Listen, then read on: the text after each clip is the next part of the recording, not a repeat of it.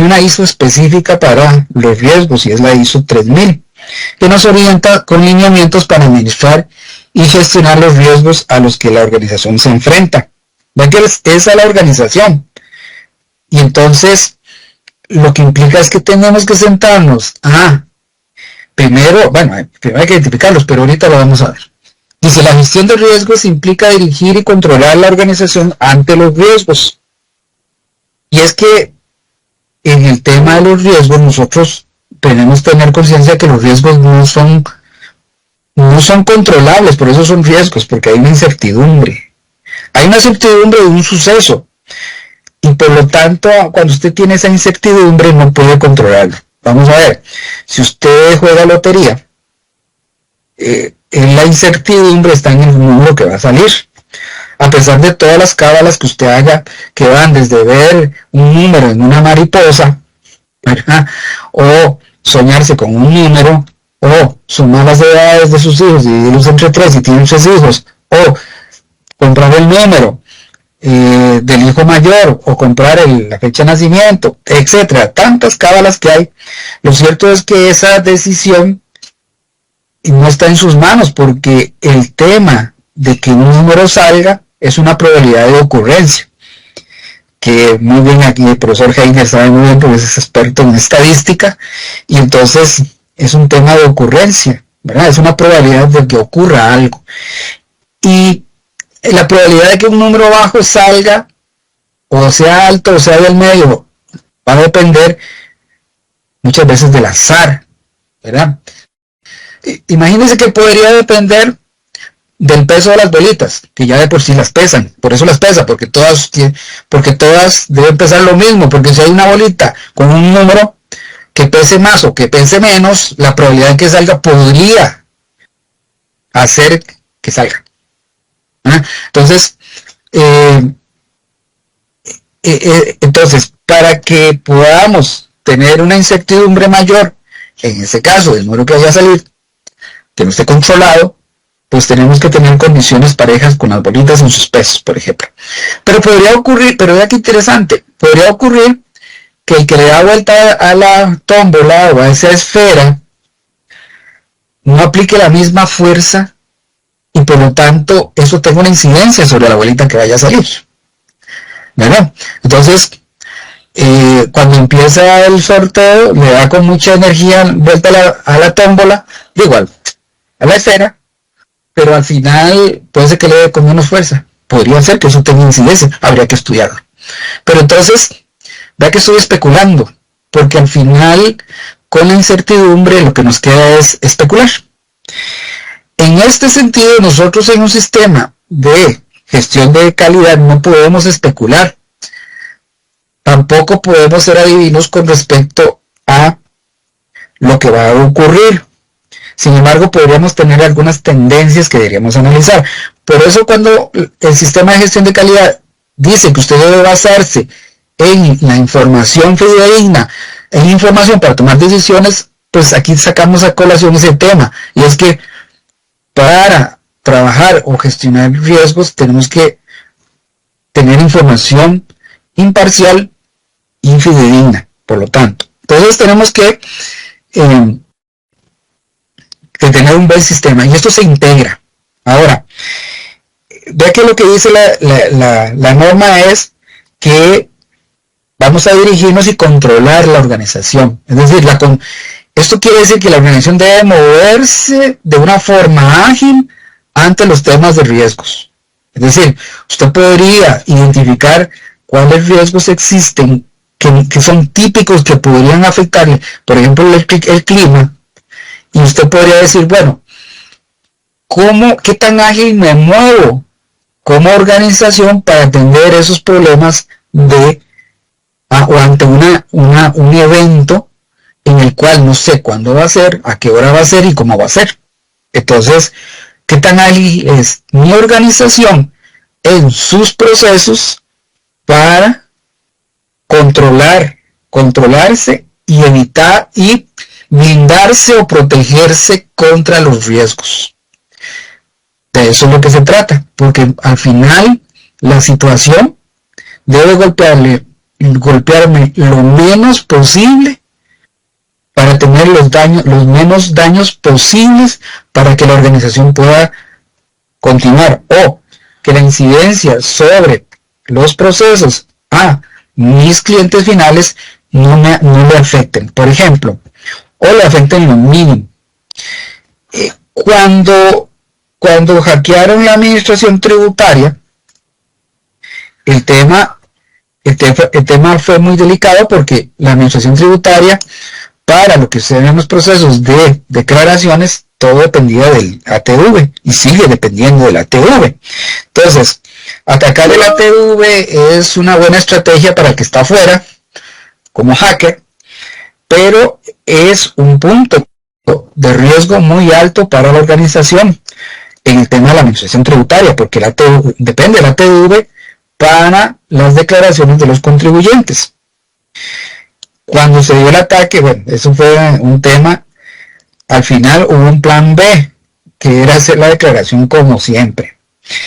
Como siempre era antes, manual, y ir a pagar al banco. Sin embargo, no del todo fue exitoso, porque el plan no estaba bien estructurado. En realidad, parecía más bien que era una salida ante una situación donde tenía todavía habilitado el EDI 7, que era otra forma, que era la forma antigua de nosotros los contribuyentes de presentar declaraciones. Entonces, usen el EDI 7. Pero ¿qué pasa? Voy a decir en mi caso yo hice eso, pagué, y resulta que cuando presenté la declaración con EDI 7, resulta que de la forma tradicional le pasaron como 2 años donde yo era moroso, porque nunca aplicaron mi pago a esa declaración que yo hice. Hasta hace poquito que salió que ya no era moroso. Pero lo que quiero decirles es que una situación, una coyuntura o un riesgo de un ataque cibernético no bien manejado provoca insatisfacciones sobre el cliente, porque al final yo quedé insatisfecho, ¿verdad? Y también era un perjuicio para mí, porque si yo concursaba para una licitación y revisan mi situación tributaria, ven que yo estoy moroso cuando no estoy moroso. Y entonces me provoca una afectación sobre mi trabajo independiente, y con eso la organización está dejando que una coyuntura o un riesgo afecte al cliente final. Entonces, el propósito de la administración, gestión, vea qué interesante cómo nos lo pone la norma. Quiero destacar esto: administración / gestión, es decir, administrar o gestionar. Y es que son dos cosas diferentes.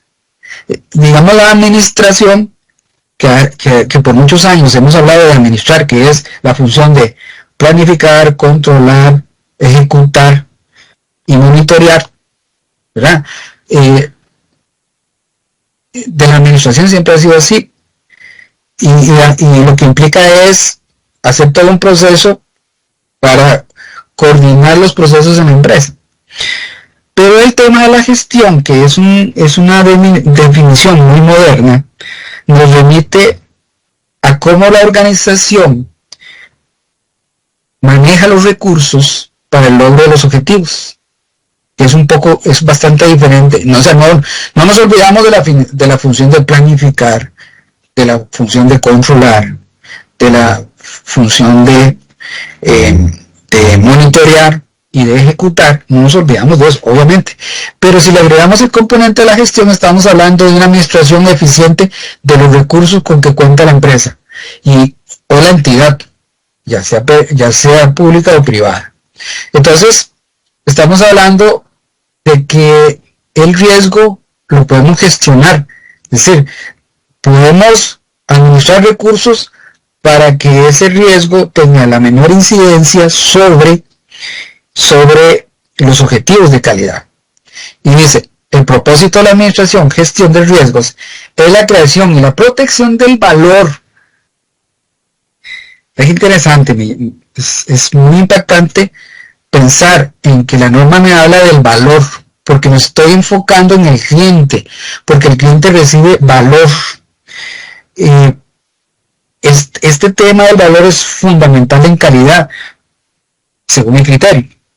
¿Por qué? Porque significa que el cliente va a recibir algo que corresponde a lo que él quiere, a lo que él necesita, y probablemente ese valor también significa, y más bien significa que estoy excediendo lo que el cliente espera, porque le estoy dando un valor significativo a lo que él llega a buscar. Muchas veces cuando como clientes llegamos a buscar solución a una problemática que nos angustia, bueno, el valor está también presente en la forma que atiendo a ese cliente. Es decir, cómo dentro de lo que yo puedo hacer como empresa le puedo solucionar siempre y cuando yo pueda hacerlo. Entonces, y significa también el apoyo al cliente, ¿verdad? Significa el apoyo sincero sobre una gestión que está haciendo, ¿verdad?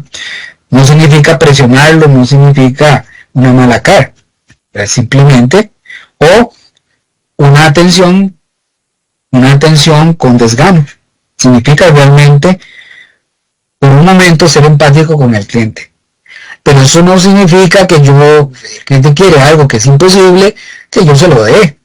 No es eso. Dentro de lo que se puede, yo le puedo ayudar dentro de lo que me permita la función que estoy, o lo que le permita la ley, por ejemplo, en caso de una entidad pública, ¿verdad? O sea, no significa que se brinque la ley. Entonces, un valor agregado al servicio. ¿Cuántas veces nos quejamos de que llegamos a un lugar y no nos atienden con una buena sonrisa? Eso es un problema. Claro, uno también como cliente es empático y piensa que esa persona probablemente esté ahí atendiendo desde hace 10 horas a gente, y gente que llega a pedir cosas que no son congruentes, ¿verdad? Y que uno dice, santo Dios, ¿verdad? Entonces, porque atender al público es complicado, atender al público es complejo, pero siempre la organización debe buscar la forma, de una forma agradable de atender a esa persona. Ahora, mejora el desempeño.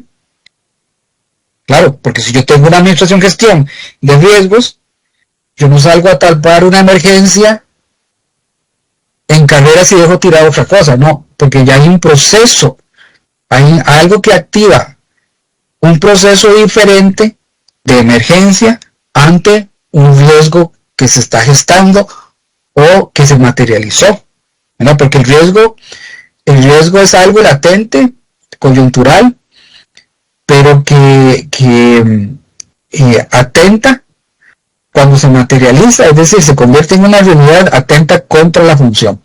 Entonces, fomenta la innovación y contribuye a lograr los objetivos. Es decir, ponerse a pensar en los riesgos y cómo enfrentarlos con diferentes escenarios, evidentemente fomenta la innovación, porque usted tiene que pensar de una forma innovadora para poder enfrentar esa situación que le va a provocar un daño a el valor que usted le está dando en servicio al cliente. Es decir, sí, al cliente propiamente.